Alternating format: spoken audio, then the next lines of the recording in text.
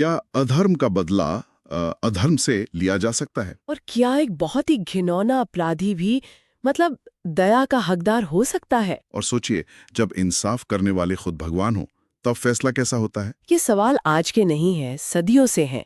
और इनका जवाब हमें एक ऐसी कहानी में मिलता है जो महाभारत युद्ध के ठीक बाद, मतलब जब सब कुछ खत्म हो गया था, तब शुरू होती है। तो आज हम श्रीमद् भागवत महापुराण के पहले स्कंद के 7वें अध्याय में एक गहरी पड़ताल करने वाले हैं। जी।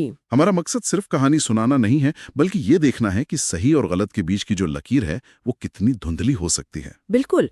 और इस कहानी की नींव ही एक सवाल पर रखी गई है। नैमिषारण्य में शौनक ऋषि सूत जी से पूछते हैं कि युद्ध तो खत्म हो गया, युधिष्ठिर राजा बन गए, तो फिर ऐसा क्या हुआ जिसने पांडवों को मतलब जड़ से हिला दिया? ऐसा कौन सा पाप था जो युद्ध से भी ज्यादा भयानक था? हाँ, और यहीं से अश्वत्थामा की कहानी शुरू होती है। तो चलिए अश्वत्थामा की बात करते हैं। सोचिए उसकी मानसिक हालत। युद्ध खत्म, कौरव सेना नष्ट हो चुकी है और उसके पिता द्रोणाचार्य, उनकी छल से हत्या हुई है। तो वो अकेला है, हारा हुआ है, और उसका दिल वो बदले की आग में जल रहा होगा। ये सिर्फ गुस्सा नहीं था, ये एक तरह का आइडेंटिटी क्राइसिस था। वो द्रोण का बेटा था, एक महान योद्धा, पर अब उसके पास कुछ नहीं बचा था। और जब इंसान के पास कुछ नहीं बचता, वो किसी भी हद तक जा सकता है।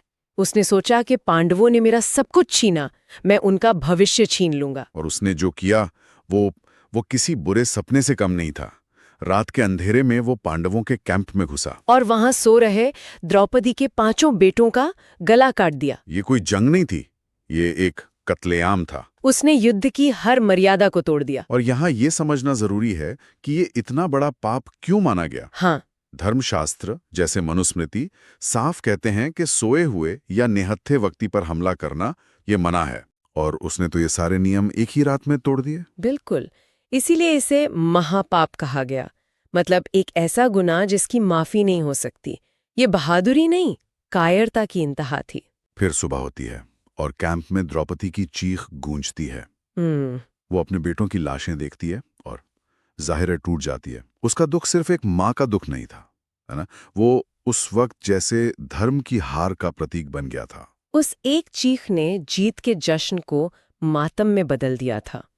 सबको समझ आ गया कि युद्ध भले ही मैदान पर खत्म हो गया हो, नफरत अभी जिंदा थी। हाँ। और ये सब देखकर अर्जुन का खून खौल उठता है। वो अपनी पत्नी को इस हालत में देखकर कसम खाता है कि जब तक मैं अश्वत्थामा को सजा नहीं दूंगा, चैन से नहीं बैठूंगा। और वो अपना गांडीव उठाकर निकल पड़ता है। अब ये लड़ाई पर्सनल हो चुकी थी। और यहीं से कहानी में असली मोड़ आता है। अश्वत्थामा को जैसे ही पता चलता है कि अर्जुन उसके पीछे आ रहा है, वो डर जाता है। वो जानता था कि आमने सामने की लड़ाई में वो नहीं जीत सकता। और डर इंसान से सबसे गलत काम करवाता है। अपनी जान बचाने के लिए अश्वत्थामा ने अपना आखिरी हथियार इस्तेमाल किया, ब्रह्मास्त्र। जी, ब्रह्मास्त्र। ये कोई आम तीर नहीं था। इसे आज की भाषा में हम एक न्यूक्लियर वेपन कह सकते हैं, जिसमें पूरी दुनिया को तबाह करने की ताकत थी। सोचिए कितनी भयानक स्थिति थी। अश्वत्थामा ने डर में उसे चला दिया। अब अर्जुन के सामने चुनौती थी कि इसे कैसे रोका जाए। उसे भी ब्रह्मास्त्र चलाना आता था। हाँ, तो उसने अश्वत्थामा के ब्रह्मास्त्र को शांत करने के लिए, उसे काटने के लिए अपना ब्रह्मास्त्र छोड़ दिया। मतलब आसमान में 2 न्यूक्लियर मिसाइलें एक दूसरे की तरफ बढ़ रही थी। स्रोत बताते हैं कि पूरी कायनात कांपने लगी थी, लगा जैसे प्रलय आ गया हो। वो एक ऐसा पल था जब लगा कि सब खत्म हो जाएगा। और ठीक इसी वक्त भगवान श्री कृष्ण, जो अर्जुन के सारथी थे, वो बीच में आते हैं। वो अर्जुन से कहते हैं, अर्जुन, ये क्या कर रहे हो? इसे वापस लो, वरना सब भस्म हो जाएगा। और अर्जुन ने तो फौरन उनकी बात मान ली, अपना ब्रह्मास्त्र वापस खींच लिया। लेकिन कहानी में एक पेच था, है ना? बिल्कुल। और यहीं अर्जुन और अश्वत्थामा का फर्क साफ दिखता है। अर्जुन को ब्रह्मास्त्र वापस लेना आता था, उसने इसे संयम और धर्म के साथ सीखा था। लेकिन अश्वत्थामा, उसने सिर्फ शक्ति हासिल की थी, उसे कंट्रोल करना नहीं सीखा था। उसे ब्रह्मास्त्र वापस लेना आता ही नहीं था। तो इसका मतलब वो निहत्था हो गया। हाँ, अर्जुन ने उसे आसानी से पकड़ लिया, रस्सियों से बांधा और घसीटते हुए द्रौपदी के सामने ले आया। अब फैसले की घड़ी थी। वो अपराधी कटघरे में खड़ा था। उस वक्त कैंप का माहौल बहुत तनाव भरा था। हर कोई मतलब बदले की आग में जल रहा था, खास तौर पर भीम। हाँ, भीम ने जैसे ही अश्वत्थामा को देखा, वो चिल्लाए, इसे अभी मार डालो। इसने हमारे वंश को खत्म करने की कोशिश की है।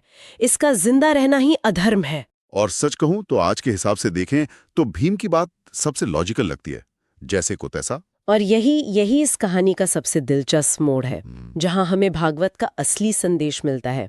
सबकी नजरें द्रौपदी पर थीं, क्योंकि सबसे बड़ा जख्म तो उन्हीं को मिला था। और उस पल में द्रौपदी ने जो कहा उसने सबको चौंका दिया। उन्होंने अश्वत्थामा की तरफ देखा और कहा, नहीं, इसे छोड़ दो। सब हैरान।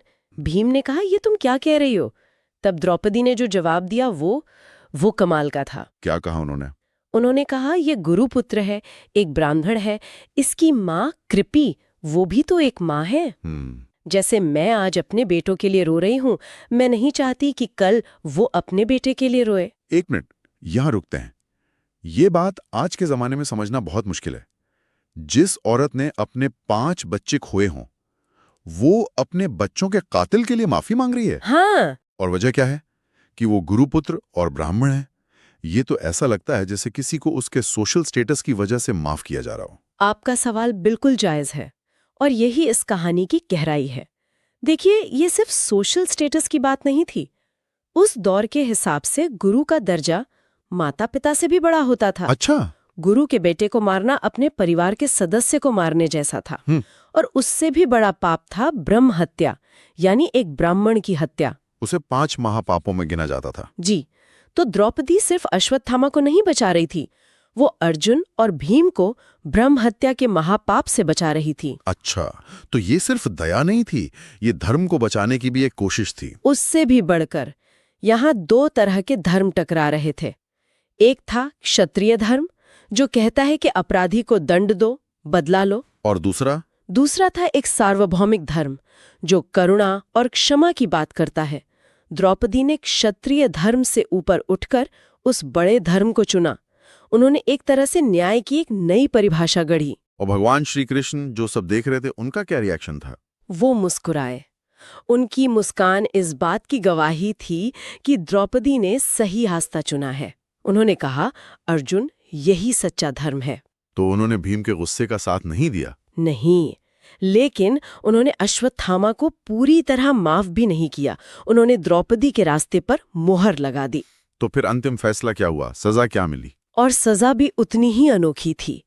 ये दया और दंड का एक बेहतरीन संतुलन था। श्री कृष्ण ने कहा कि मृत्युदंड नहीं मिलेगा, क्योंकि द्रौपदी ने माफ कर दिया है। लेकिन सजा तो मिलनी थी।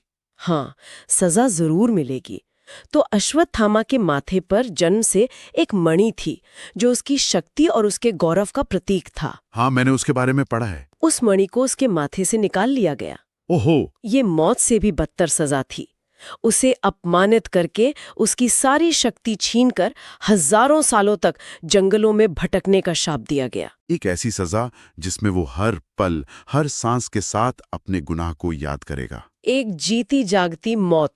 तो सजा शारीरिक नहीं, बल्कि मनोवैज्ञानिक और सामाजिक थी। उसकी पहचान छीन ली गई, उसका शरीर नहीं। बिल्कुल। न्याय भी हो गया और करुणा का मान भी रह गया। तो अगर हम इस पूरी बातचीत का सार निकालें तो कुछ बहुत दिलचस्प बातें सामने आती हैं। जी। जैसे पहली बात कि गुस्सा इंसान को राक्षस बना देता है। लेकिन अब ये थोड़ा सतही लग रहा है।